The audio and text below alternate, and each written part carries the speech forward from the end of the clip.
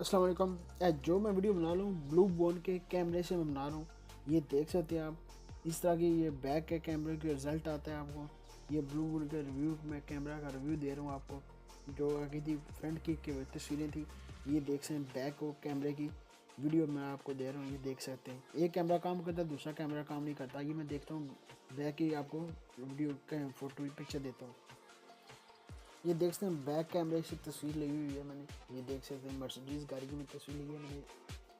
क्या इतना अच्छा कहीं ना कैमरे का रिजल्ट, इतना खास रिजल्ट नहीं आपको मिलता ऐसा। ब्लू बोन का ही जो मोबाइल का इसका इतना खास रिजल्ट बैक के कैमरे का नहीं मिलता, फ्रंट का भी इतना खास ही आपको रिजल्ट नहीं इसका मिलता।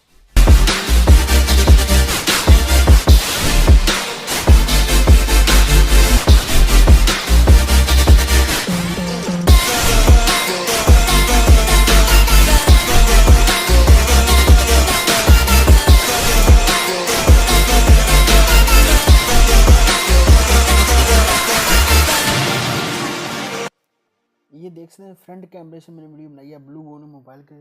ये देख सकते हैं अच्छा खासा इसका रिजल्ट आपको नहीं मिलता इसमें भी। ये बहुत इस तरह खास रिजल्ट नहीं मिलता आपको, इस तरह का आपको रिजल्ट मिल जाता है फ्रंट कैमरे का। मुझे इतना पसंद नहीं आया।